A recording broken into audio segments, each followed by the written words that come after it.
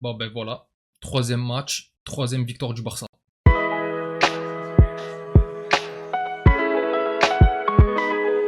Salut mes madrilènes, salut mes merengues, salut mes galactiques, j'espère que vous allez tous très bien.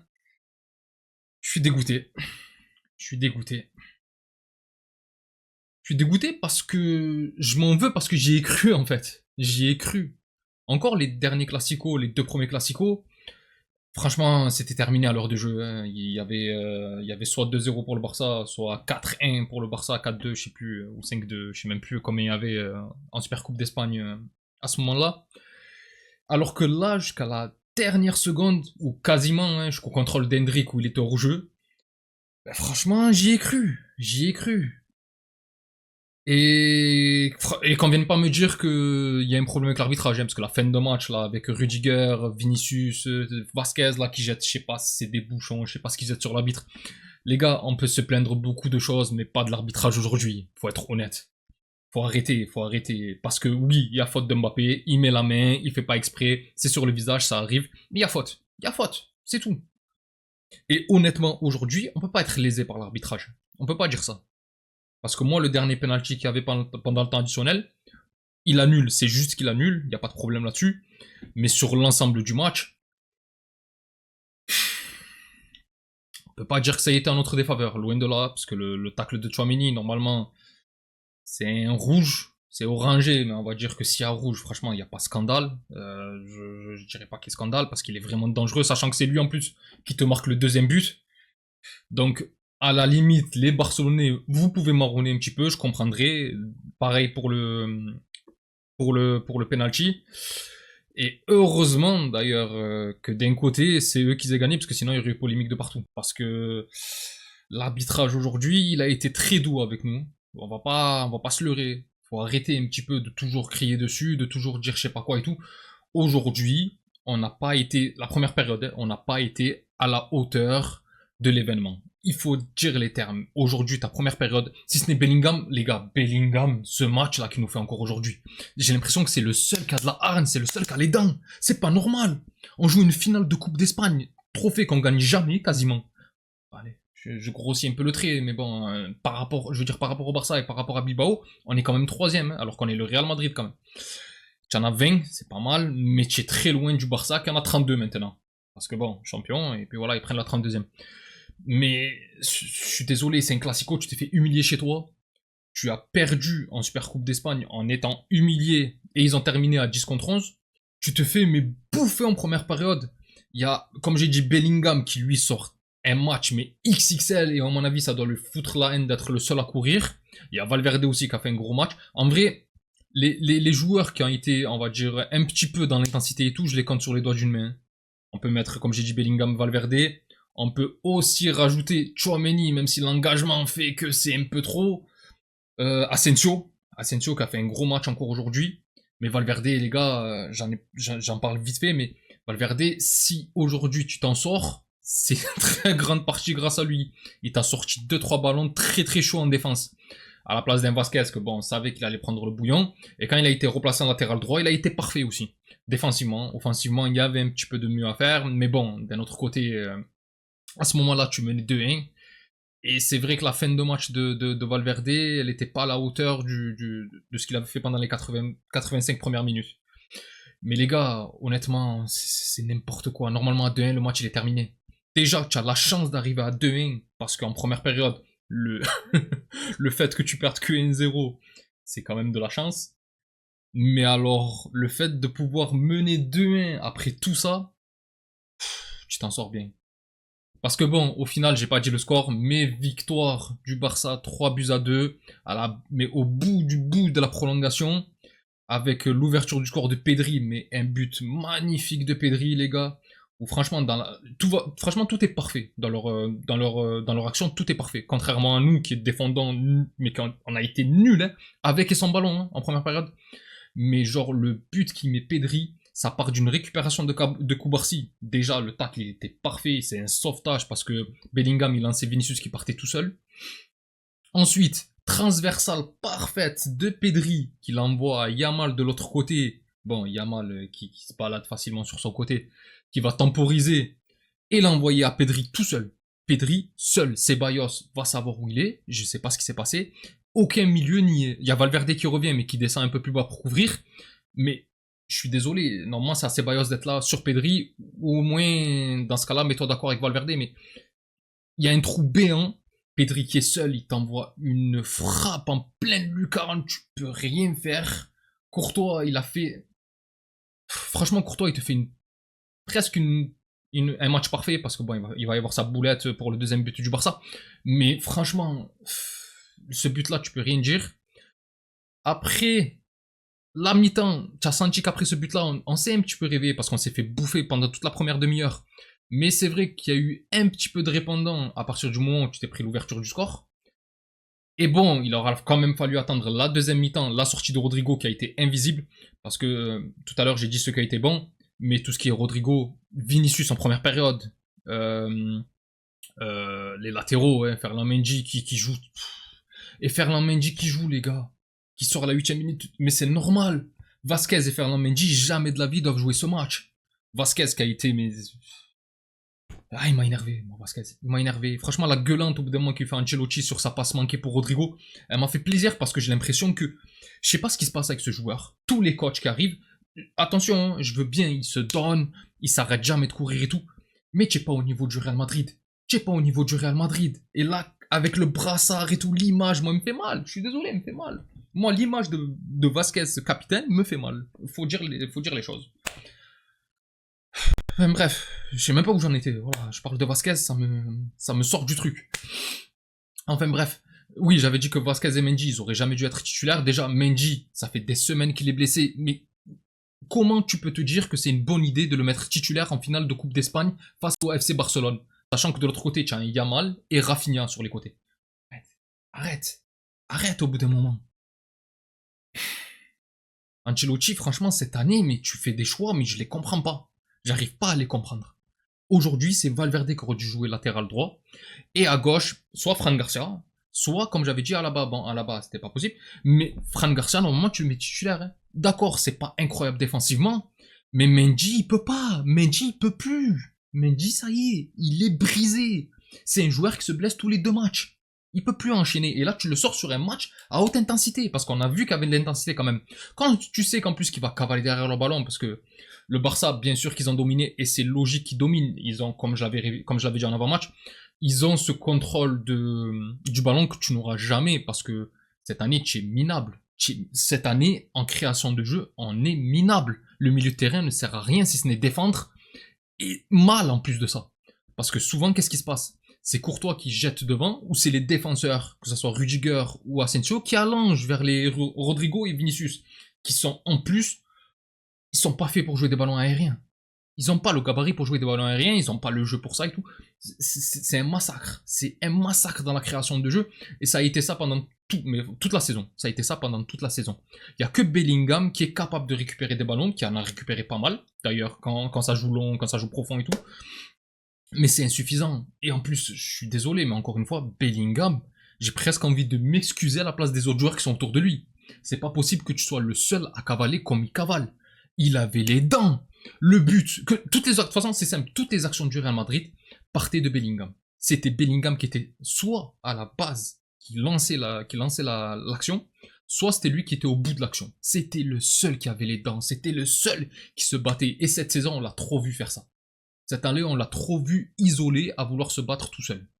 Et franchement, autant j'en avais un peu marre de sa manière de faire, là où il se prenait la tête un peu avec tout le monde, où c'était insulté, ou... Mais franchement, tu es seul à courir. Au bout d'un moment, ça te monte à la tête. Moi, au début, quand il disait qu'à Dortmund, il avait une mauvaise... comment dire, il s'entendait pas très bien avec ses partenaires parce qu'il a tendance à râler, il a tendance à dire les choses. C'est-à-dire, quand tu es nul, il a envie de te montrer que tu es nul. C'est pas quelqu'un qui va te le cacher. C'est-à-dire, si tu as fait une mauvaise passe, il va râler, il va te montrer que tu as fait une mauvaise passe. C'est pas pour montrer qu'il est meilleur que toi, mais juste... ou peut-être un petit peu. Mais juste parce que, d'un côté, dans sa manière de jouer, dans sa gestuelle et tout, tu vois que lui, il comprend le football. Tu vois que lui, il comprend le sens du jeu, tu vois que... À contrario d'un Vinicius qui veut provoquer tout seul, à contrario de beaucoup de joueurs qui veulent faire la différence à eux tout seuls. D'ailleurs, j'ai parlé que du but de Pedri, Mais il y a eu l'égalisation de Mbappé qui est rentré à la mi-temps à la place de Rodrigo, qui était, je le répète, invisible, et que lui, franchement, son entrée, elle a fait beaucoup de bien. Je m'y attendais pas, je pensais vraiment que le match il était terminé. Mais là, c'est son deuxième coup franc. Quand même, il est passé de. Il n'avait pas marqué de coup franc, hein, il en a marqué 2 dans la même saison. C'est pas mal, peut-être que ça va s'améliorer. J'ai vu que déjà à la fin de son premier coup franc, ils avaient dit que l'organigramme voulait faire en sorte qu'il devienne le tireur de coup franc attitré. Pourquoi pas, hein, pourquoi pas. Moi, je trouve que il les tire, mais lui en plus, il les tire comme si c'était un penalty. C'est-à-dire que lui, il pense plus à la frapper dans la cage bien placée qu'à vraiment mettre un effet de fou, ce que tu veux. Et là, pour le coup, ben, franchement, son but, il est magnifique. Déjà, encore une fois, l'action où il y a, la faute qui est provoquée, ça part de Bellingham. Quand je vous dis, c'est lui qui se bat sur le ballon. Et la faute, bon, il y a faute. Après, ça râle, ça veut un carton rouge et tout, alors que bon, c'est pas le dernier défenseur, hein, c'est Frenkie de Jong, on l'a vu, c'était pas le dernier défenseur. Et bon, son coup franc, mais il est parfaitement tiré à la base du poteau droit de Tchétchénie, et il peut rien faire. Et franchement, il est magnifique son coup franc. Et déjà, son premier coup franc, je sais plus quand qui c'était en Liga, il était très beau, mais celui-là, parfait. Franchement, euh, Mbappé, là, si tu continues à tirer comme ça, tire-les. Hein. Alors, il faut pas qu'il soit très éloigné, hein, c'est pas un tireur de coup franc à 30 mètres des buts, mais à l'entrée de surface comme ça, c'est très intéressant. Honnêtement, c'est très intéressant, et aujourd'hui, il le tire très bien. Et bon, donc ça fait un partout, et puis il y a le but de Tchouaméni sur le corner, qui... Alors, les Barcelonais, ils pourront marronner, je comprendrais, moi j'aurais été à la place, j'aurais marronné tout autant. Euh, alors oui, il aurait pu, enfin, Tchouaméni n'aurait pas dû être là, il aurait dû prendre un carton rouge bien avant sur son tacle assez appuyé, là. Ou franchement, en fin de première période, ou franchement, on peut dire que l'arbitre a été gentil aujourd'hui, parce que j'ai regardé le match sur l'équipe, les gars, Tarago, je peux plus me l'entendre. J'ai plus envie de l'entendre, lui. Les matchs, les matchs de Coupe d'Espagne, quand c'est le Real qui joue, ou quand c'est le Barça qui joue, et lui en plus, il arrive et te dit, on n'est pas supporter du Barça, on n'est pas supporter du Real. Héros, tu as un penchant, il est comme ça. C'est pas tu as un penchant un petit peu. Non, tu as un penchant, il est comme ça, mon pote. Tu es à fond, mais vraiment à fond derrière le Barça. Et aujourd'hui, le délire de la main de Valverde, là, qui tacle en tout début de match, où certes, la main, elle traîne un peu. Il a pas la laissé traîner, mais il y a personne derrière. Hein, il y a personne derrière. L'arbitre l'arbitre fait en sorte qu'il n'y a pas penalty. Les Barcelonais, j'ai l'impression qu'ils n'ont pas plus rouspété que ça. Bah après, les Barcelonais sur les réseaux et tout, ils peuvent le faire, ça c'est normal, hein, j'ai envie de te dire. Mais en tout cas, les Barcelonais sur le terrain n'ont pas plus râlé que ça. L'arbitre, ben apparemment c'était pas une erreur manifeste, donc la VAR ne l'a pas appelé. Et pendant tout le match, il est revenu sur cette main. C'est incroyable quand même. Il est venu, il a dit mais c'est pas normal qu'il n'y ait pas main, c'est pas normal qu'il n'y ait pas main, c'est normal, normal la VAR doit venir le voir et tout. Il n'y a pas erreur manifeste. La VAR, normalement, c'est erreur manifeste. Si on juge qu'à vitesse réelle, ben, ça arrive, c'est un geste, en plus c'est un geste, même ta collègue a dit c'est un geste, on va dire, naturel. Pourquoi tu forces? Et lui là, oh oui, naturel. Pourquoi tu forces? C'est bon, laisse tomber. Il n'y a pas main. Il n'y a pas main, c'est comme ça. Les Barcelonais pouvaient marronner, hein, je comprends. Moi, j'aurais été à votre place, j'aurais marronné aussi. Mais pas Tarago, lui, il a rien à faire contre lui. Normalement, il est là juste pour faire des commentaires. Qu'est-ce qu'il a? Il fait les commentaires? Ouais, bon, bref. Normalement, il est juste là pour faire les commentaires du match, pas pour donner son avis sur s'il y a faute, s'il n'y a pas faute. Mais en plus, pendant 8 ans, genre, jusqu'à la mi-temps, il a fait. Jusqu'à la mi-temps, voire jusqu'au moment où ils ont réussi à égaliser, parce que en fait, à chaque fois qu'il y avait un truc en faveur du Real Madrid, il était là en mode genre, ah, ils ont pas à se plaindre aujourd'hui, hein, franchement, le Real Madrid, ils ont pas à se plaindre. C'est vrai, il n'y a pas de problème là-dessus. Mais dans ce cas-là, à partir du moment où il y a la faute, où l'arbitre n'a pas sifflé, passe à autre chose. Passe à autre chose. Tu n'es pas un supporter du Barça, tu l'as dit toi-même, passe à autre chose. Tu peux parler de ça pendant 5 minutes, mais pas pendant tout un match. Faut arrêter. Bref, du coup, on en revient au corner de Tchouaméni qui a marqué donc le deuxième but. Puis après, il y a l'égalisation en toute fin de match de Ferran Torres. Alors, pour être honnête, c'est mérité, hein, c'est mérité parce qu'en fin de match, moi, j'ai pas aimé l'attitude, le fait de pas vouloir, comment dire, le fait de ne pas vouloir pousser, de faire un petit peu jouer le temps et tout. C'est pas censé être dans notre mentalité de faire ça. J'ai pas aimé. Et tu te fais égaliser sur une bourde de Courtois qui sort un petit peu à l'aveuglette, c'est vrai, il sort un petit peu en mode de... Il essaye de jauger. Aujourd'hui, il a eu pas mal de problèmes au fait de jauger les ballons parce qu'il y avait aussi une frappe de Yamal qui laisse passer à côté de lui et qui finalement frôle le poteau et heureusement. Mais tu vois dans son regard que lui s'imaginait que le ballon était bien plus aérien, que l'effet n'était pas aussi prononcé. Et là, pour le coup, ben, il juge très mal sa sortie. Je sais plus qui c'est qui le lance en profondeur. Je crois que c'est Yamal qui lance Rafinha. Je suis pas sûr, hein. Je suis vraiment pas sûr, mais je crois que c'est Ferran Torres. Je crois que c'est Yamal qui lance Ferran Torres, qui va ben, facilement récupérer le ballon parce que Courtois jauge mal sa sortie et tirer dans les buts vides et de partout. Après ça, il y a eu le penalty en fin de match qui a été annulé par la VAR. Et encore une fois, je me répète, mais pour moi, il n'y aurait pas eu scandale parce que aujourd'hui, les fautes dans la surface, parce que juste avant, l'action d'avant, il y a Rudiger qui prend la cheville de Ferran Torres. Alors, c'est litigieux, hein. Moi, je suis supporter du Real, donc je vais dire que c'est litigieux. Pour moi, tu peux ne pas le siffler. Maintenant, les supporters du Barça peuvent dire qu'il doit être sifflé. Il ne l'a pas sifflé.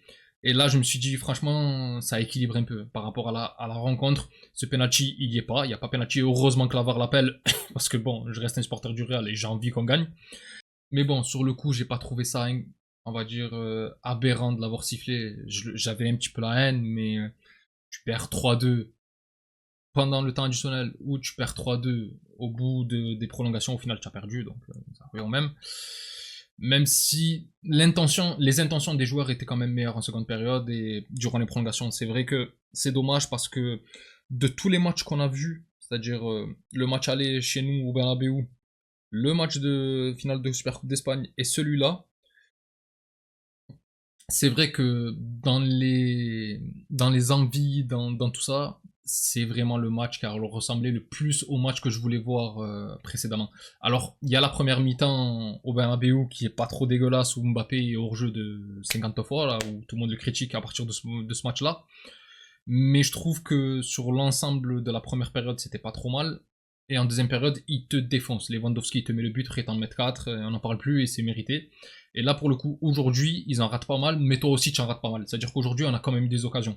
J'ai un peu la haine contre Vinicius qui a eu, à lui tout seul, peut-être l'occasion d'en mettre 5. Ça a pas souri, ça arrive, c'est comme ça.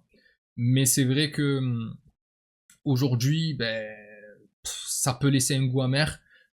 Encore une fois, les gars, faut dire les choses. Le Barça cette année est meilleur que toi et la victoire n'est pas volée. La victoire, elle est loin d'être volée. Puis voilà, félicitations au Barça, hein. Maintenant, on verra le match retour en championnat. De toute façon, ça va être ta dernière chance de soulever quelque chose parce que la Coupe d'Espagne, pour moi, personnellement, c'était vraiment ta dernière chance parce que je ne vois pas rattraper le Barça. Maintenant, si tu arrives à gagner chez eux, on sait jamais, peut-être que ce match il a montré que en mettant un peu plus de grinta et en mettant un peu plus d'envie, il y avait possibilité de les bouger parce que le Barça, c'est pas non plus l'équipe, on va dire, c'est pas non plus l'équipe invincible, hein. On a bien vu qu'ils ont été bougés par Dortmund au match retour. On a bien vu qu'en championnat, qu'ils ont perdu pas mal de matchs avec leur délire de jouer défense haute, qui laisse beaucoup d'espace dans leur dos. Et là, aujourd'hui, on a vu qu'avec de l'envie, tu commençais à gagner les duels, tu commençais à les bouger vraiment, et c'était vraiment très intéressant.